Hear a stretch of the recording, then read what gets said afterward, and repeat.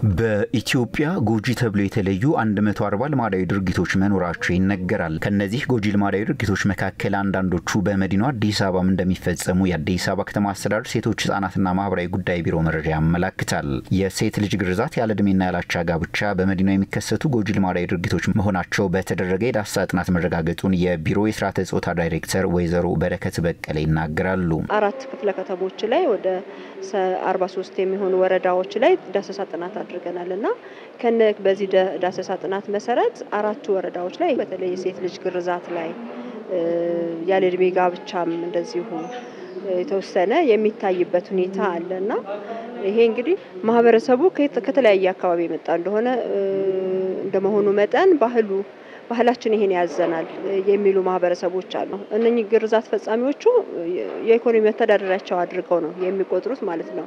ስለዚህ ዛሬ ጉለሌ የሆነ ወረዳ ላይ መተው ከሆነ ነገ ደግሞ መኖሪያቸው ሌላ አካባቢ ነው የሚሆነውና አካባቢው ማህበረሰብ ሲያጋልጣቸው ለፖሊስ ሲያቀርባቸው አካባቢውን ቀይረው የሚሄዱበት ምክንያቱም መተዳደሪያቸው አድርገው ስለያዙት ማለት ነው። ከነዚህ ጎጂ ልማዳዊ ድርጊቶች በተጨማሪ ዘመኑ ያመጣቸው ሉላዊነት ወይም ግሎባላይዜሽን የፈጠራቸው የማህበራዊ ሚዲያው መስፋፋት የሚያጠነክራቸው ጾታዊ የስነ ልቦና ጥቃቶች መበራከታቸውም ተመላክቷል።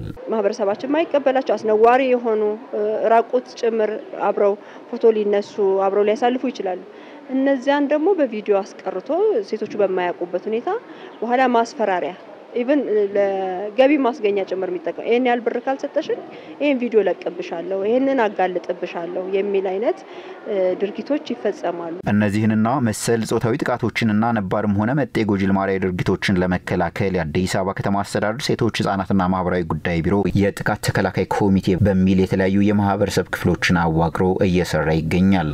ማህበራዊ ጥቃት አሉ፣ አካላዊ አሉ እና እነዚህ ለማጥፋት እኛ ባለንበት በብሎክም በቀጠናችን ላይም በአካባቢያችንም ላይም የምናየውን ጥቃት ተከላካይ እነዚህ አሽሽ ምናምን የሚያጨሱትን ሱስ ያለባቸውን አቅርበን እንደራሳችን አድርገን እየመከርን የሚገጥመንን በምንመለከተውም ነገር ከጥቃትን ለማጥፋት ተረባርበን መስራት አለብን ማለት ነው። እኔ እንደወላጅ እኔ ምን ሰርቻለሁ፣ ለህብረተሰቡ ምን አሳውቂያለሁ፣ ልጆችን ሰብስቤ ምን መክሬያለሁ፣ ለልጆቼ ምን አይነት አስተዋጽኦ አድርጌያለሁ የሚለውን ራሳችን መውሰድ ይገባናል። ምክንያቱም እኛ ነን ከህብረተሰቡ ጋር ያለነው ከልጆቻችን ጋር ያለነው እኛ ነን።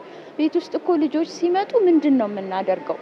ሞባይል ይዘው ይቀመጣሉ፣ አጉል ፊልም ያያሉ። ያንን አንከታተላቸውም። አንዳንዴ ደግሞ ጥቃት አድራሹስ ምን ሆኖ ነው ጥቃት ሊያደርስ የሚችለው? እሱስ ምን ደርሶበት ነው? ለነሱም ግንዛቤ ያስፈልጋል፣ ለነሱም ትምህርት ያስፈልጋል።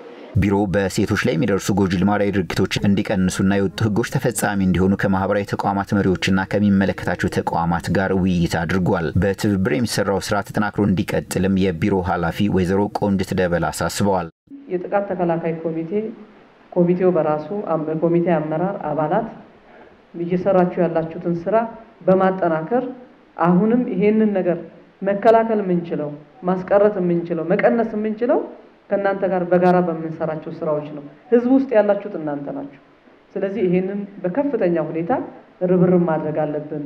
ሌላው የሃይማኖት ተቋማት፣ እድሮች ትልቅ ኃላፊነት አለባቸው። ቀጥታ ማህበረሰቡን ማግኘት የሚችሉት እነሱ ናቸው። ትምህርት ቤቶች እነዚህ ላይ ሁላችን ርብርብ ካደረግን እነዚህ 2 አጀንዳዎችን በተቻለ አቅም በከተማችን ላይ ሙሉ በሙሉ እንኳን ማጥፋት ባጭር ጊዜ ባንችልም መቀነስ የምንችልበት ሁኔታ ስላለ ይሄንን በደንብ አድርገን በጋራ እንረባረብ። ከተማ አስተዳደሩ ህገወጥ ተግባራት የሚፈጸምባቸውን አካባቢዎችና ቦታዎች በመለየት ህጋዊ እርምጃ እንዲወሰድባቸው ስለማድረጉም ወይዘሮ ቆንጅት አብራርተዋል።